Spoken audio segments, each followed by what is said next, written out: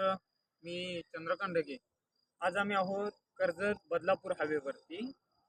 माझ्यासोबत शिवाजीराव आहे आणि व्यंकट पण आहे.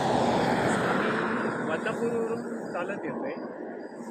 12 वाजल्यापासून आता 1:30 वाजलाय रात्रीचा 1:30 वाजलाय.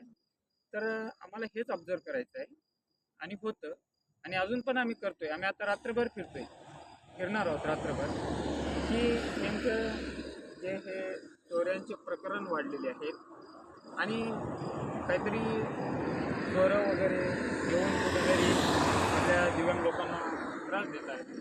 अशाही काही घटना बऱ्याचशा सांगण्यात आल्या आहेत. त्याचाच आम्ही शोध घेतोय आणि त्याच अनुषंगाने आता कोणी सापडते काय आम्ही ते बघतोय. आता जवळपास 1:30 वाजले.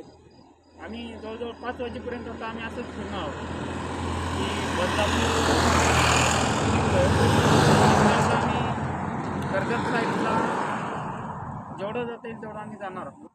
मग शेलूपर्यंत हो, नेरळपर्यंत हो, कुठपर्यंतही हो.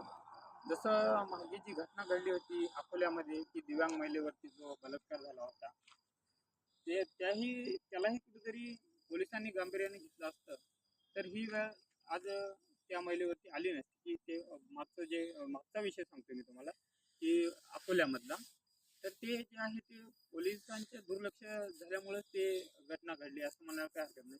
आता इथून पुढे तरी काय दुर्घटना घडू नये म्हणून आम्हाला स्वतःला हवेनं फिरायची गरज पडली.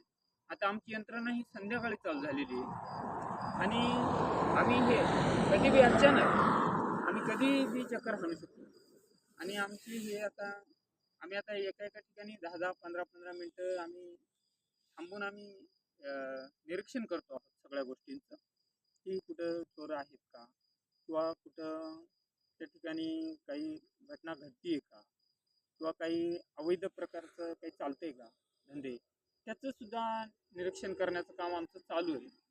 आणि ती घटना जर आम्हाला कदाचित एखादी सापडली तर निश्चित स्वरूपात पोलीस प्रशासनापर्यंत पोहोचवण्याचा प्रयत्न आम्ही करणार आहोत.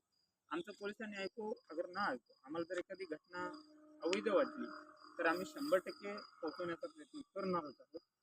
परंतु जर समजा की चोरं वगैरे असे कोणी सापडलेच आम्हाला चुकून तर त्याला मात्र ह्या काठीचा चोप हा 100% आम्ही देण्यासाठी आम्ही सज्ज आहोत.